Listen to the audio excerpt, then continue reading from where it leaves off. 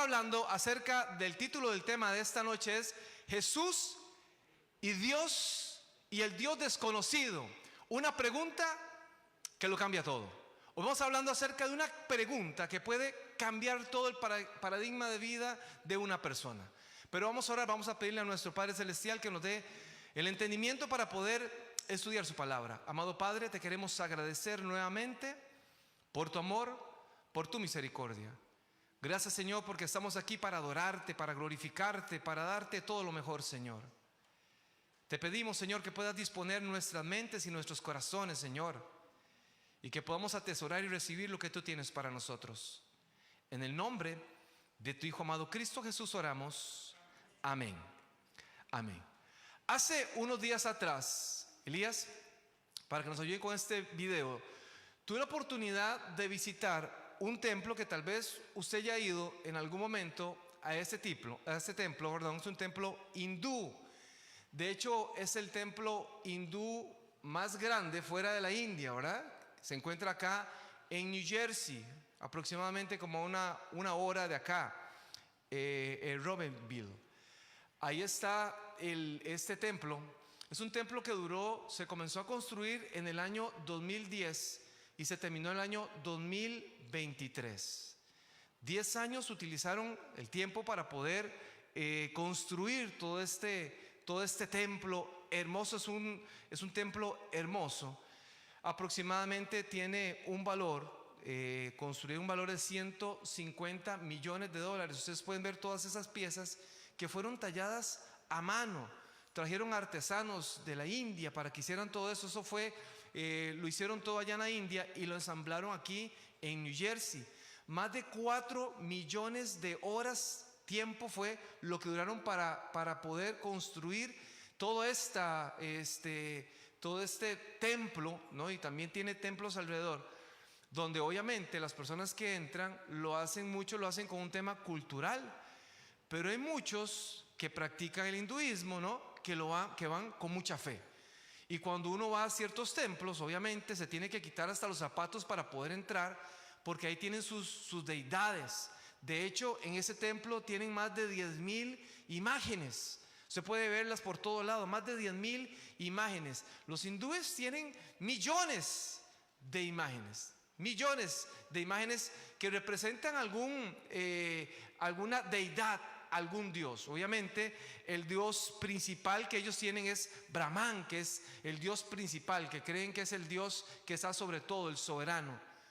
Pero tienen una práctica, ¿no? Ustedes ven a la gente ahí postrada, tirada en el suelo, haciendo cierto tipo de rituales para adorar a sus dioses, ofrecerles algún tipo de adoración a sus dioses. Y eso me impresiona porque cuando uno entra a esos templos, además de la belleza que está allí y además de todo lo que estaba allí, ¿no? Usted puede ver que todas las imágenes son diferentes. Es impresionante ver cómo todas las imágenes son diferentes porque tiene una representación. Cada una de esas imágenes representa una deidad en la cual ellos creen, en la cual ellos ponen su confianza, en la cual ellos ponen su fe. Y a mí me impresiona mucho porque en la palabra del Señor encontramos una historia donde el apóstol Pablo en algún momento llegó a un lugar donde había una práctica, en un lugar donde había una gran cantidad de deidades. De hecho, cuando hablamos acerca de todo esto, el concepto, nos podemos ir al capítulo 17 de Hechos para poder entender un poco más acerca de lo que pasó Pablo en esa experiencia donde pudo de verdad ver por sí mismo con sus ojos cómo aquella gente, sus corazones se llenaban de idolatría, de creencia, de fe hacia ciertas deidades. El capítulo 17 del libro de Hechos, nos habla acerca de cómo, primero nos habla acerca, el capítulo 1, capítulo 17, versículo 1, nos habla primero que Pablo estaba en un lugar llamado Tesalónica. Allí dice la palabra del Señor que Pablo estaba compartiendo la palabra. De hecho, se reunía de costumbre en las sinagogas los días sábados. O sea, Pablo, el apóstol Pablo, guardaba también el día sábado como el día de adoración. Y aquí no estaban hablando acerca del día sábado, aquí estaban hablando de temas muy trascendentales que tenían que ver con la vida eterna. Aquí Pablo está hablando acerca de la resurrección de Jesús y de la vida eterna. Eso es lo que está hablando con esta gente acá en Tesalónica. De hecho, recuerdan que Pablo escribió 2 cartas a los tesalonicenses, ¿lo recuerdan? Y el fin y el propósito de esas cartas era hablar acerca de la venida de nuestro Señor Jesucristo. Y Pablo estaba compartiendo la palabra de Dios con esta gente, las escrituras. De pronto, dice acá la palabra, se puede ir leyendo el contexto, dice que de pronto acá gente que algunos judíos comenzaron a hacer revuelta ahí, ¿verdad? Comenzaron incluso, dice acá el texto, a contratar a algunas personas para que fueran a hacer ahí algún tipo de problema con Pablo. Y entonces comenzaron ahí, obviamente, aquella gente llegó y comenzó allá a los magistrados que estaban allí a poner mal a Pablo, a decir que Pablo está hablando de otro rey y que solo César era el rey. Por supuesto que lo que estaban buscando era expulsar a Pablo de ese lugar. Pero Pablo seguía predicando la palabra. Bueno, aquí el texto bíblico dice que Pablo estaba en la casa de un hombre llamado Jasón. Ahí estaba. Hasta el punto que dice que aquellos hombres en aquel revuelto tomaron a Pablo, a Silas, y lo llevaron a la cárcel. Jasón y sus amigos pagaron una fianza para sacar a Pablo de ahí. Y Pablo, bueno, predicando aquí el texto bíblico, dice que una cantidad de hombres, una multitud piadosa, una gran multitud, y mujeres nobles, no muy pocas, dice el texto bíblico, creyeron en lo que Pablo estaba predicando. ¿Qué estaba predicando? Estaba enseñando acerca de la resurrección de Jesús. Pero dice que entonces, al ver esta situación, lo que hicieron los hermanos fue que sacaron a Pablo y se lo llevaron para otro lugar. Se lo llevaron para Berea. Dice la palabra del Señor que allí la gente de Berea tenía una actitud diferente.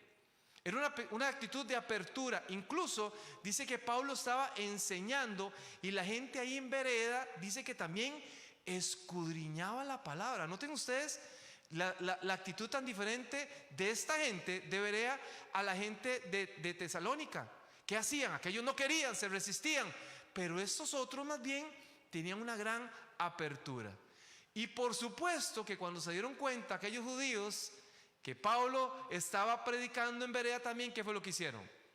Volvieron a hacer lo mismo. Llamaron a la gente para ir a poner mal a Pablo y hacer un revuelo allá para que sacaran a Pablo de aquel lugar. Y eso fue lo que decidieron, sacaron a Pablo ahí. Y a Pablo lo mandaron a otro lugar. Ahora lo mandaron a Atenas. Y aquí en Atenas es donde ocurre la historia que vamos a estar estudiando en esta oportunidad. Dice la palabra del Señor que Pablo, llegando hoy a Atenas, dice que inmediatamente cuando llegó a Atenas comenzó a ver a su alrededor y su corazón dice que se llenó de celo al ver tanta idolatría en ese lugar. Pablo llegó a predicar en ese lugar. Pablo nunca desaprovechaba la oportunidad de predicar. Pablo siempre enseñaba. De hecho, dice la palabra del Señor que allí se encontró algunos estudiosos o filósofos, ¿no? Más que estudiosos, filósofos de ciertas sectas, de ciertas ideologías que habían aparecido mucho antes del cristianismo, o sea, 300 años antes de Cristo. Por ejemplo, dice el texto bíblico que entre los que estaban allí, que llegaron a escuchar ahí a Pablo que estaba ahí predicando en Atenas, dice que se presentaron los epicúreos. Los epicúreos eran una filosofía, una creencia tenían. Ellos no creían en la vida después de la muerte. Y Pablo predicaba eso. ¿Se imaginan ustedes? Pablo predicando acerca de la resurrección de los muertos. Y se encontró un grupo, estos epicúreos, que no creían en eso. Imaginen cómo la lucha que podían tener, ¿no? de pensamiento. Ellos hablaban acerca de que tal vez había un Dios, no era un Dios tan personal que se ocupaba de las necesidades de la gente. De hecho, ellos creían en dioses, pero creían que esos dioses no interrumpían la vida de las personas, o sea, no se involucraban en la vida de las personas. Y Pablo hablaba acerca de un Dios personal. Y allí estaban esos epicúreos, estaban allí. Pero también estaban los estoicos, que era otro tipo de filosofía.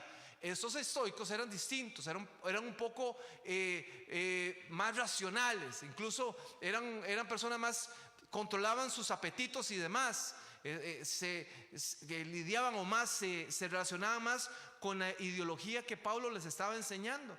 Y ahí estaba ese grupo de personas. El texto bíblico dice que a esas personas les gustaba escuchar cosas nuevas. Y cuando escucharon acerca de Pablo, el mensaje de Pablo, lo invitaron a que Pablo pudiera exponer lo que él traía, su conocimiento, lo que él quería enseñar. Y dice la palabra del Señor que Pablo, de una manera muy inteligente, cuando leemos la palabra del Señor, el capítulo 17 de Hechos, el versículo 23, noten ustedes cómo dice la palabra del Señor. Pablo le dijo a aquel grupo de personas: porque pasando y mirando vuestro santuario, hallé también un altar en el cual estaba una inscripción: al Dios no conocido. Aquel pues que vosotros adoráis sin conocerle, a este yo os anuncio. Noten ustedes qué impresionante la capacidad que tenía Pablo de enfrentar a aquella gente. Pablo no llegó a señalarlos. Pablo llegó a decirlos: yo conozco que ustedes son personas posiblemente creyentes. Así llegó a hablarles Pablo a ellos. Y les dice: yo he visto que ustedes tienen muchas imágenes, pero vi una que decía: al Dios no conocido.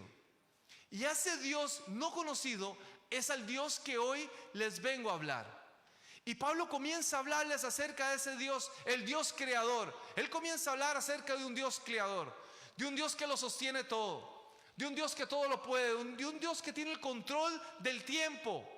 Dios le comienza a hablar a aquella gente de ese Dios que Pablo había experimentado, que Pablo había conocido, de un Dios que había no solamente vencido la muerte, sino que también le había dado la oportunidad a las personas de tener vida eterna.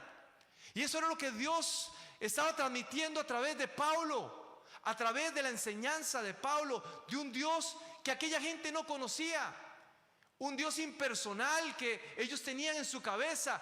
Ahora Pablo les está hablando acerca de un Dios personal. Y cuando yo veo esto, yo me pregunto: ¿qué tipo de Dios tenemos nosotros? ¿Cuál es el Dios que nosotros vivimos? ¿Cuál es la experiencia que nosotros tenemos con ese Dios? ¿Será tal vez un Dios cultural? Quizás será un Jesús cultural. Hay mucha gente que tiene una vivencia de un Jesús cultural, que lo conoció en la niñez y tuvo que, por supuesto, hacer cierto tipo de rituales para poder en algún momento ser aceptado en una congregación, pero no tiene una vivencia real con un Dios. No hay un Dios vivo que opere en sus vidas, en sus corazones. Y encontramos en la palabra de Dios una gran cantidad de personajes que no entendían, que nunca comprendieron, que no entendieron la cercanía de ese Dios. Y comenzamos aquí, si usted comienza a estudiar y buscar en la palabra del Señor, nos damos cuenta que también Pablo les comienza a enseñar a aquella gente que había un Dios que no lo podía contener nada, que aquellos templos hermosos no lo podían contener. Y cuando yo veo aquel templo hermoso, aquel templo hindú ahí, yo me doy cuenta que a pesar de que hayan gastado 130 millones de dólares, a Dios nadie lo puede contener. Nuestro Dios no puede vivir ahí en un Dios hecho por manos humanas. Cuando hablamos, por ejemplo, allá, si nos vamos para Roma, para la Capilla Sixtina, ¿saben cuál es el valor aproximado de la Capilla Sixtina? Entre 750 y 1.000 millones de dólares. ¿Se imagina? 1.000 millones de dólares, claro. Es una obra de arte, por supuesto. Usted entra ahí y ve el cuadro pintado por Miguel Ángel, el cuadro del juicio final, y una gran cantidad de obras artísticas. Pero nada de eso puede contener a nuestro Dios. Nada de eso puede contener a nuestro Dios. Una imagen no puede contener a nuestro Dios. Y hay tanta gente que tiene su fe y su esperanza puesta en esa imagen, que no puede contener a un Dios real, vivo, personal, que usted y yo tenemos. Esa es la experiencia de fe que Dios quiere que nosotros tengamos.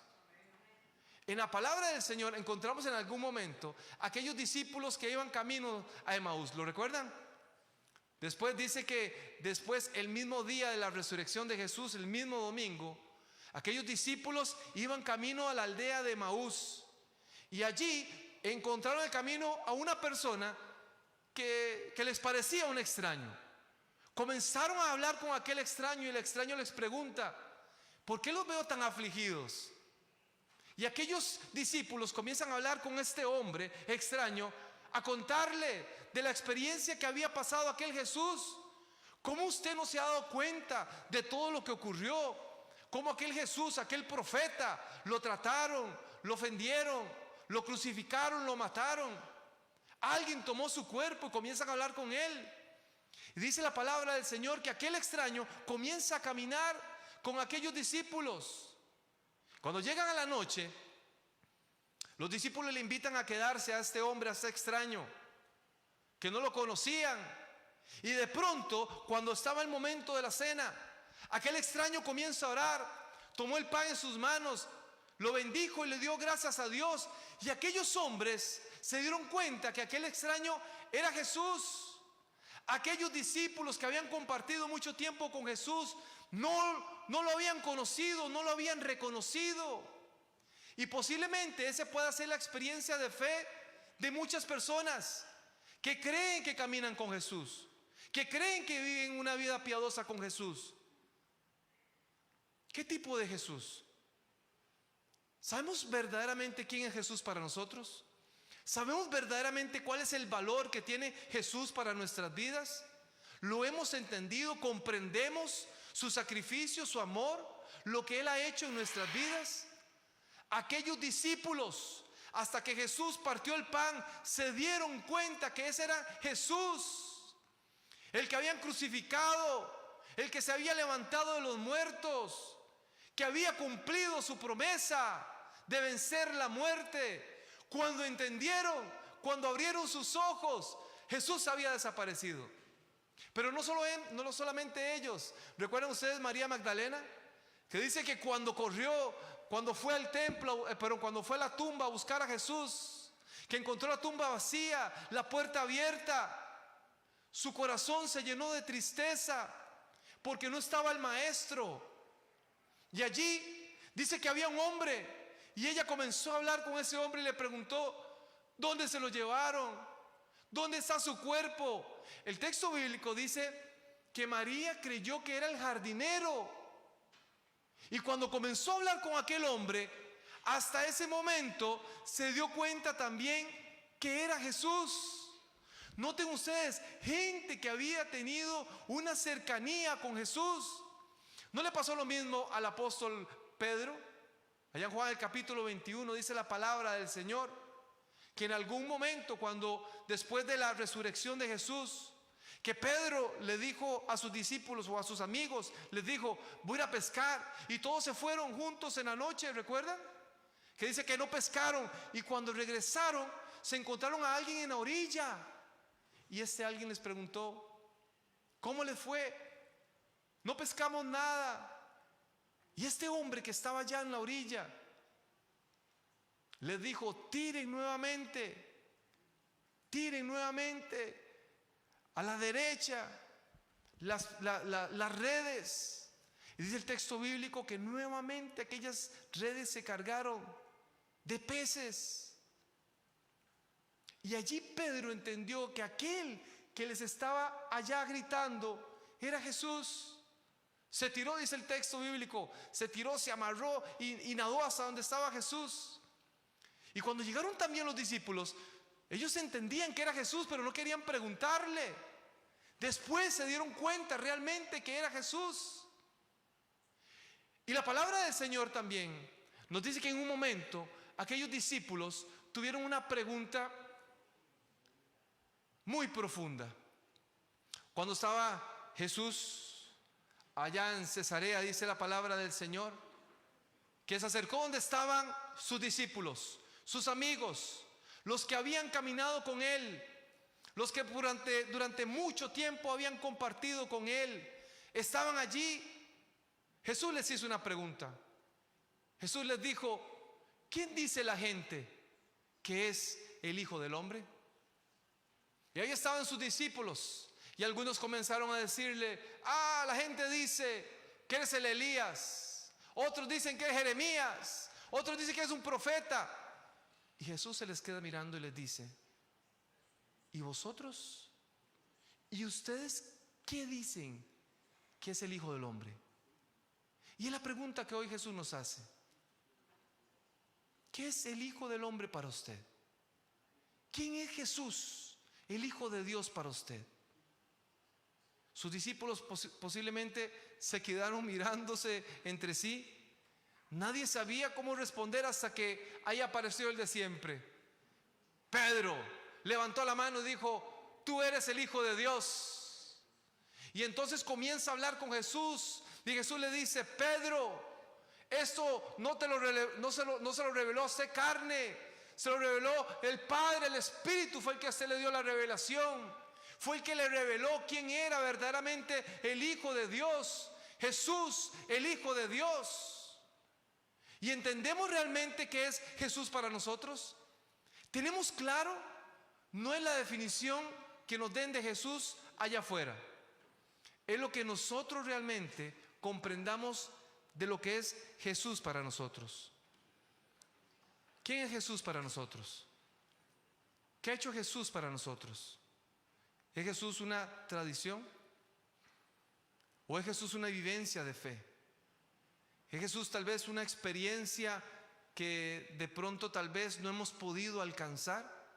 Y la gente dice: estoy enamorada de Jesús, quiero tener un encuentro personal con Jesús, pero sentimos que tal vez Jesús no camina con nosotros, pero creemos que tal vez Jesús es algo tal vez lejano. ¿Qué experiencia tenemos nosotros con el Hijo del Hombre? Con el Hijo de Dios. ¿Qué es lo que nosotros entendemos realmente que es Jesús para nosotros? Aquella gente posiblemente tenía un gran conocimiento y estaban llenos de dioses, de deidades, pero sus corazones estaban vacíos. Hoy tal vez estamos corriendo, tal vez nosotros también. Nuestra tendencia es buscar hacia algunos dioses que nos hacen sentir bien, que nos dan placer, pero tal vez nuestros corazones están vacíos. Hoy queremos reflexionar en esto. Queremos reflexionar en la palabra y queremos reflexionar en esta pregunta: ¿qué es el Hijo del Hombre para nosotros? ¿Quién es Jesús? Solo usted lo puede responder. Dios nos dé realmente la sabiduría, el entendimiento para poder valorar lo que Él hizo por nosotros. Entender que tenemos un Jesús vivo, un Jesús que quiere lo mejor para nosotros, un Jesús que nos quiere restaurar, un Jesús que nos quiere perdonar, un Jesús que nos quiere dar una oportunidad nuevamente de vida eterna. Está en nosotros poder aceptar lo que Él ya hizo por nosotros.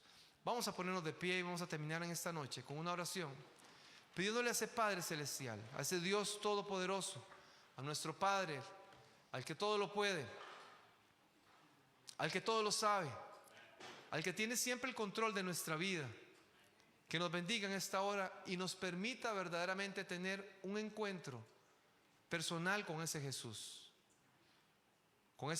que quiere cambiarlo todo. Vamos a orar. Eterno Padre, queremos agradecerte en esta hora por tu amor y por tu misericordia. Señor, gracias porque eres bueno y porque durante tanto tiempo, Señor, nos has revelado tu amor. Señor, permite que podamos conocerte plenamente, que en el camino, Señor, podamos comprenderte, que podamos sentir, Señor, que estás con nosotros. Dios, revélate en nuestras vidas y que podamos tener un encuentro real contigo, Dios. Jesús, haz un cambio en nuestras vidas, en nuestros corazones, en nuestras prioridades de vida. Y permite, Señor, que al salir de este lugar podamos sentir la seguridad y la alegría de que tenemos un Padre amoroso que perdona nuestros pecados, nos limpia, nos llena de bendiciones y la oportunidad de tener vida eterna. Gracias, Señor, porque tú nos escuchas. En el nombre de tu Hijo amado Cristo Jesús oramos. Amén. Amén.